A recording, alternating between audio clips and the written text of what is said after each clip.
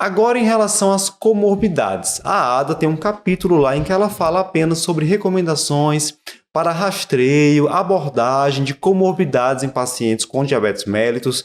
E aí ele mistura um monte de coisa nesse capítulo. Fala sobre doença hepática esteatótica, fala sobre saúde óssea, que é um tema até sobre o qual Eric escreveu recentemente. Vamos começar falando sobre osso, Eric? Bora. O que é que veio de interessante aí nesse capítulo da Ada sobre saúde óssea no paciente com diabetes? O guideline anterior foi meio revolucionário, né? Trazendo um monte de coisa nova. Foi a primeira vez, né, que eles falaram sobre esse tema. Contextualiza aí pra gente. E agora eles meio que atualizaram, eles reescreveram alguma parte, tornando menos confuso. Certo. Acho que como foi a primeira vez, uma das coisas que tinha ficado mais confusas é quando fazer a densitometria óssea, né? E dessa vez eles reescrevem de uma forma mais objetiva. Certo. Então, você vai fazer densitometria óssea no paciente com diabetes tipo 2 quando o paciente tiver a partir de 65 anos de idade, independente do gênero. Tá. Porque para a população geral, é 65 anos na mulher, 70 no homem. População com diabetes é 65 anos.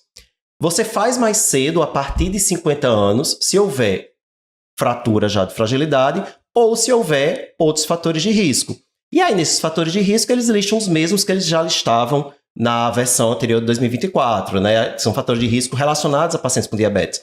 Diabetes acima de 10 anos, hemoglobina glicada acima de 8, presença de complicações microvasculares, como retinopatia, doença renal diabetes, neuropatia autonômica, neuropatia periférica, né? E o uso de algumas drogas que podem aumentar o risco de fraturas, como a pioglitazona, as sulfonilureias e a insulina pelo risco de hipoglicemia. E pacientes que fazem hipoglicemia frequente, né? Então, esses seriam os pacientes para você fazer a densitometria. No paciente com diabetes tipo 1, não há uma recomendação formal, assim como já não havia em 2024, porque é mais questionável aí, né, esse grupo de pacientes com diabetes tipo 1. Eles trazem uma nova recomendação, que é a dose do cálcio que você deve fazer para esses pacientes, que é a mesma dose que as diretrizes de osteoporose já trazem, de 1.000 a 1.200 miligramas por dia. Então, na versão anterior, eles só mandavam repor cálcio, agora eles orientam a dose que a gente já conhece, de 1.000 a 1.200.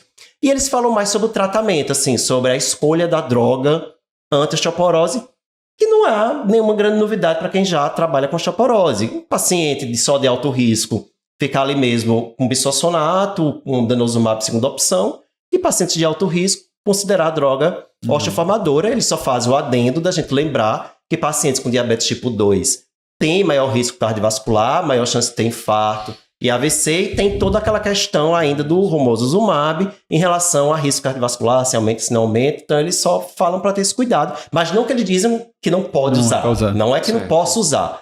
Lembrando que, por bula no Brasil, o romoso não pode usar se o paciente teve infarto ou AVC no último ano. Então, só ter esse cuidado, né? Porque o paciente com diabetes, geralmente, é um paciente mais propenso a ter evento. Certo.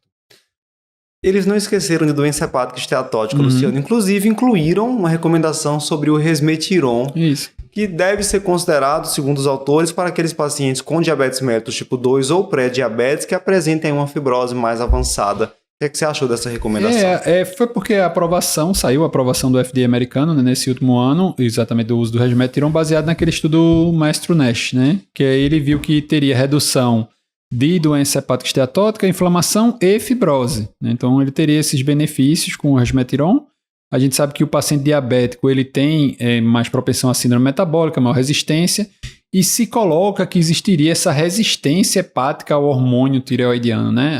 O efeito do hormônio tireoidiano no fígado, ele vai modular tanto a parte lipídica, né, de síntese de VLDL, acúmulo e captação de LDL e eliminação pela bile.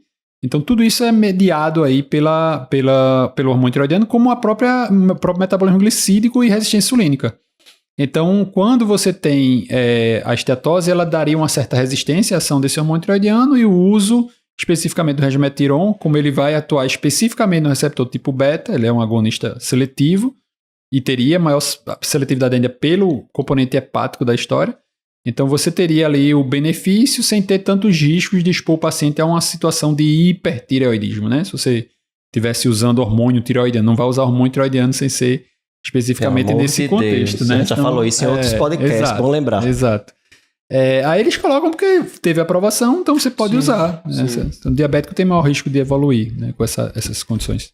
Esse ano falaram também sobre rastreio de disfunção sexual, de hipogonadismo, e aí fica mais no intuito de conversar com o paciente, né? Incluir isso na sua anamnese, Isso. em relação à queixa de redução da libido. Se houver indicação, solicitar testosterona para pesquisar um hipogonadismo de fato, questionar também saúde sexual feminina, que é uma coisa que às vezes é ignorada nas consultas. Então, acho que foi interessante, né, Eric? O feminino foi a primeira vez que eles colocaram. Eles já falavam antes de fazer rastreio para a disfunção sexual do homem. Aí, muito por conta da disfunção erétil, que a gente sabe que está muito associada ao paciente com diabetes, né? Mas esse ano, pela primeira vez, eles falam de rastreio para a disfunção sexual feminina. Né? E até colocam, a disfunção sexual feminina é mais comum em mulheres com diabetes do que em mulheres sem diabetes, e é mais comum em mulheres com diabetes do que em homens com diabetes. E você vê que em homens já tinha recomendação antes, para mulher nunca tinha. Então, eles agora resolveram colocar. E a orientação é sempre perguntar sobre libido, excitação e orgasmo em mulheres com diabetes, todas, com pré-diabetes também, tanto pré-diabetes como diabetes. E em mulheres na pós-menopausa, sempre questionar sobre sintomas geniturinários, porque se tiver presente ali, pode estar causando dispareunia e pode estar reduzindo libido também. Então é a primeira vez que eles colocam. Não é para dosar nenhum hormônio não, tá, minha gente? É só, como o Ícaro disse, avaliação clínica, anamnese, lembrar de questionar isso. Reforçar que a hiperglicemia por si só já está associada a essa questão de infecções genitais, está associada à questão de ereção em si, né? Então a hiperglicemia já nos estágios mais iniciais. E naquele paciente diabetes com mais tempo, aí vai ter tanto a neuropatia, né, como é uma coisa bem frequente, você acabar tendo alterações neurológicas relacionadas e a vasculopatia, no caso do homem, em relação à ereção. Então, assim, a ideia é tratar antes de você desenvolver as complicações crônicas, que é um pouquinho mais difícil de você conseguir reverter.